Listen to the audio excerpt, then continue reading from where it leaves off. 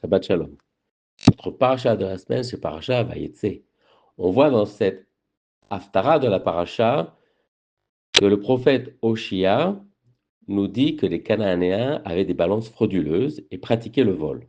Oshia demande de ne pas imiter les Cananéens et de revenir vers Hachem.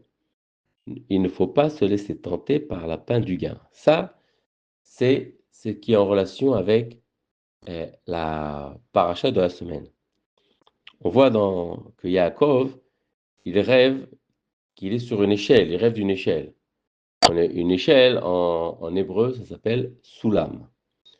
Et que le mot kol Yaakov, j'entends ta voix Yaakov, kol, qui s'écrit Kouf Vav Lamem, c'est la même gematria que le mot Soulam, sa mère Vav Lamed Mem, qui est 136. Ce qui veut dire que Yaakov, qui faisait cette fila, était la tfila montée vers les cieux, comme si qu'elle était portée par une échelle. Et elle arrivait au ciel. Et d'où il a appris à apprendre à faire une fila, comme ça, par ses parents, Yitzhak et Rivka. Si on prend la gematria de Yitzhak, qui est 208, et Rivka, 307, ça nous donne une gematria de 515, qui est Tefila.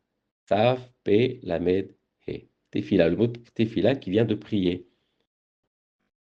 Donc il a appris la prière par ses parents. Et il a toujours réussi en affaires, même avec Lavan, il a réussi, il a gagné de l'argent. Et l'argent, ça s'appelle en hébreu aussi maimon. Maimon qui s'écrit mem, vav, nun. Maimon qui est l'argent, et c'est une gematria de 136 aussi. Ce qui veut dire que quand tu fais ta prière et que tu montes tes prières vers Dieu, alors Dieu va te bénir, il va te donner aussi l'argent que tu as besoin. Tu n'as pas besoin de frauduler ou de faire des combines pour réussir dans les affaires. Il faut donc pour ça, pour réussir cette fille-là, il faut passer par 4 mondes, qui est la Asiya, Yetzira, Briya, Ve'atzilut. C'est-à-dire le monde de l'action, de la formation, de la création et le monde de Dieu. Donc, quand on arrive à la Atzilut, on se rapproche de Dieu et tout est effacé. C'est là où se trouve la lumière, et c'est là où on fait le tikkun, tchouva, qu'on fait une réparation de soi, de tout ce qu'on aura pu faire de mal, et c'est là où la lumière, où la Shrina, où Dieu se présente à nous et nous donne la réussite. Mais pour ça, il nous faut avoir un keli, c'est-à-dire un réceptacle, un corps qui nous permet de recevoir cette lumière, pour pas qu'elle soit simplement diffusée et dispersée. Donc pour ça, il faut savoir comment construire son réceptacle, d'abord dans le premier monde, qui est donc la asiya, qui est l'action.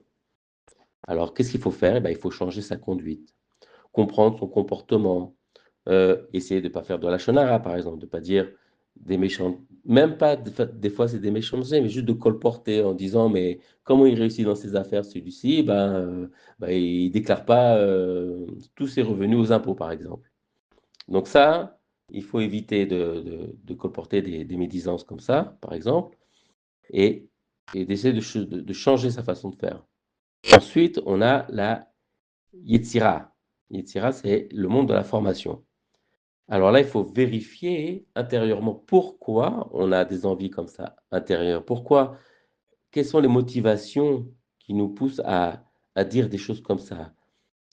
Pourquoi on convoite? Pourquoi on a des pensées malhonnêtes un peu? Et là, il faut être un peu plus rigoureux avec soi-même. Et puis, il faut être plus honnête avec soi-même aussi pour pouvoir changer sa façon de penser. Et ensuite, on arrive dans le troisième monde, qui est le monde de la bria, c'est le monde de la création. Alors là, on change les paramètres de son cerveau, de son de son moi intérieur. Là, on peut changer les données et en demandant, avec l'aide de Dieu, euh, d'avoir des meilleures pensées, maintenant de rectifier ou de réécrire son moi intérieur pour ne pas justement rester toujours avec ses envies, ses mauvaises pratiques. Et là, on change donc, on est un nouveau, on se renouvelle. Donc là, en général, pour arriver à quelque chose comme ça, il faut faire de l'idbo des doutes. Ça s'appelle se remettre en question, se revoir vraiment son, son soi. Et ensuite, pour ça, on arrive donc après au quatrième monde, qui est donc le monde de Dieu. Et là où on est uni entre notre moi intérieur et Dieu, et donc on passe évidemment d'une sorte de, on est heureux d'être avec Dieu, mais on arrive au bonheur en fait. Parce qu'après avoir changé sa disquette, sa façon de faire, son comportement, on est heureux de ça.